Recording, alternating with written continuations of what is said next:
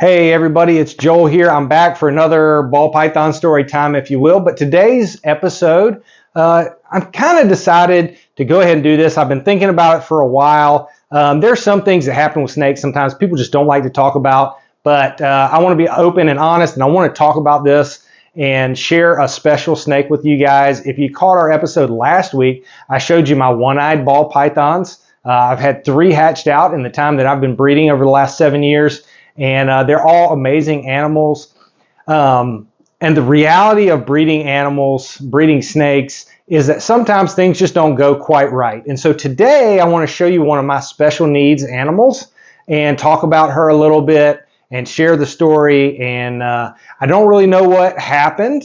I don't think it was necessarily avoidable. So I don't think it was something that I did that I could do differently in the future to avoid it. It's just one of those things that happens.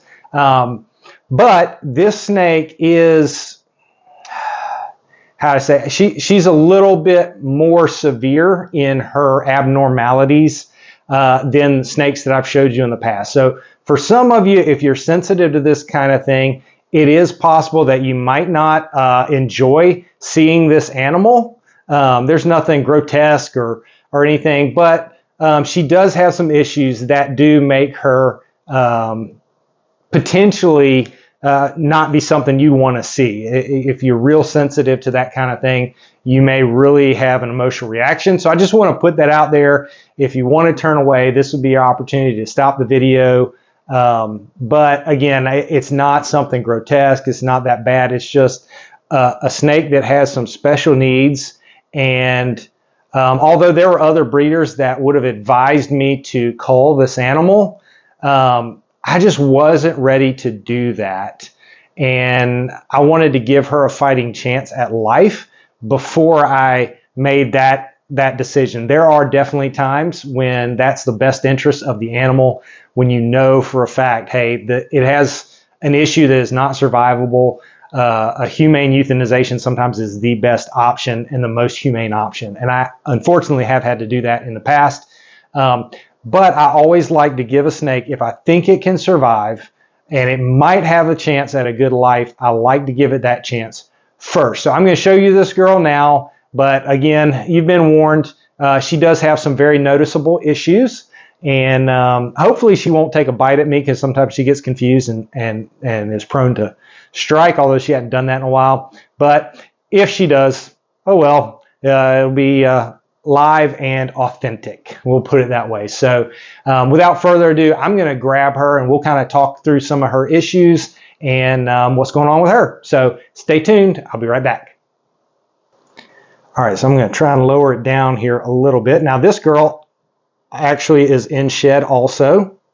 So she's very unique in that she is, I believe, a blue-eyed leucistic 8-ball. So just in case you're not aware of what that is, blue-eyed leucistic is an all-white snake with blue eyes, and an 8-ball, much like what it sounds like, is an all-black ball python. An 8-ball is a combination of black pastel and cinnamon. They're allelic, and when you combine them, you get an all-black snake. So this is an all-white and an all-black snake in one. Now she's in shed. She's really quite beautiful, to be completely honest. Let's see if we can show you her head. You'll start to notice some of her issues. She's a little squirmy. She's also in shed, so I don't want to try not to stress her too much. But the first thing you'll notice is she has quite a bit of just abnormality, kinking along her spine. Nothing super drastic, but she's got a lot of these spots where her spine is just hardened and it's misshapen a little bit. Despite that, you can see that she obviously does not have much trouble eating. She's about 1.5 years old. She eats like clockwork. Every time I offer her food, she takes it. But I could tell when she was born, she had just this spinal stuff. It's almost curvy. It doesn't seem to cause her pain at all. I'm no, reptile or exotics vet, but you can see in the camera here just some of the disfigurement. Despite that, it's never really seemed to affect her. She actually is great at tagging her prey. But as she's gotten a little bit older, she also has exhibited a neurological issue, and she's actually not doing much with it right now. But typically when I pull her out, she will really corkscrew and seem to become disoriented.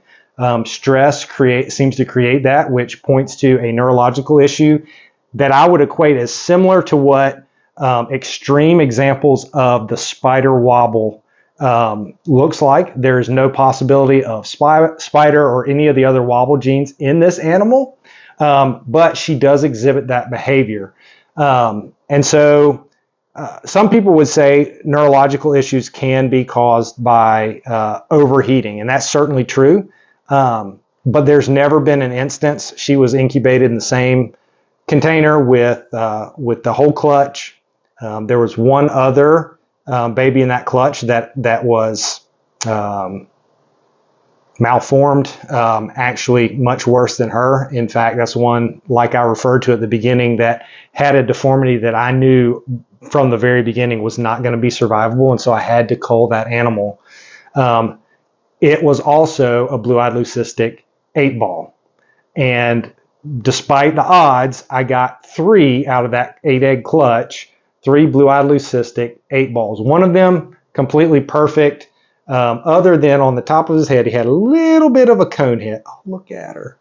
She's so sweet. She's doing great right now. You can't even really tell that she's got this corkscrew tendency.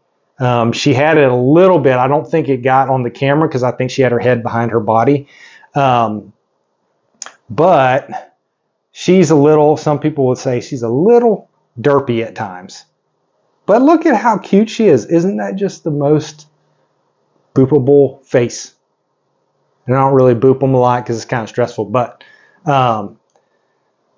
so a rare combo genetically, but for some reason she just got some deformities. So I don't know.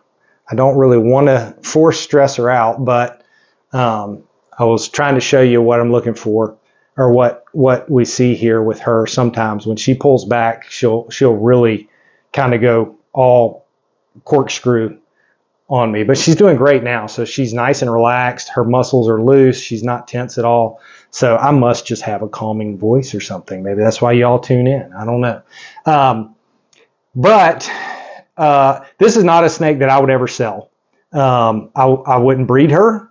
I won't sell her because there's so much that is an unknown about her. But she deserves a chance at life just like any of the other snakes that I have. Just because she's different and she's got some issues doesn't mean that she can't live a happy and healthy life. She may be one of the greatest snakes that's ever graces my presence as far as I know. So I was not willing to give up on her, and this stands for any snakes. Thankfully, it's not a super common thing, but when I do have snakes that have an issue, I'm always going to give them the best chance I can. And if I have to humanely euthanize, I'm going to make sure that there's no other choice. But as you can see, she's nice and plump. She's a great feeder, and when she's calm, you really can't, obviously the spinal issues are noticeable, but you really can't tell that she's even got that neurological tick. But I promise it is there, even though I can't get her to, like I said, I don't want to stress her out to try and force show it to you. That's never what I want to do, but it's a lot more obvious when I first pick her up out of her tub typically, or if I go in there to do spot cleaning or change out her water, or certainly to change to do a full clean out. That's typically when it manifests. It's okay. Or when she rubs the hair on my hand. But anyway, sometimes snakes have special needs. These are not snakes that we would recommend breeding. Again, I wouldn't sell it. If I ever did rehome it, I might do like a low cost just to make sure that it's a legit owner that's interested in taking care of the snake. But honestly, if I had a special needs snake that I was looking to rehome, I'd probably give it to somebody that I trusted, not to sell. But again, she won't be a breeder. She'll just stay in our collection. She'll be hopefully one of our ambassador animals. You know, there's all kinds of folks in this hobby, and who knows that somebody else may relate to this animal better than a quote-unquote normal snake. So we're going to keep her around, hopefully for many, many years. Hopefully the issues that we can see are all that's there. There's nothing else significant internally that would shorten her lifespan, and she'll have a long, happy life with us. I did mean to mention this earlier, that it's actually kind of a commonly known issue that sometimes when you combine the black pastel and the cinnamon gene, that it can result in kinking and a deformity known as duck billing. But I've had mixed results. So I'm not as keen on, I really want to create the all black snakes because I think they look awesome.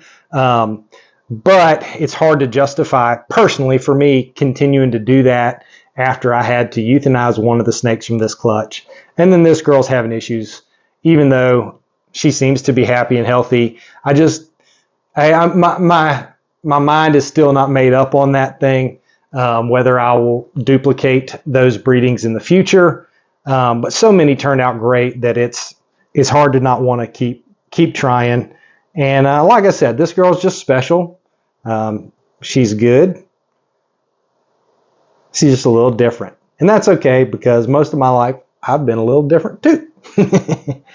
But anyway, I wanted to share with you guys and talk about some of the things that people don't always like to talk about. But if you have any questions or anything like that, hit me up in the comments. Please like the video if you enjoyed this content, if you like me sharing this real kind of stuff with you. And other than that, I just want to remind you, take every opportunity you have to share the love of reptiles with anybody you can. See you guys later.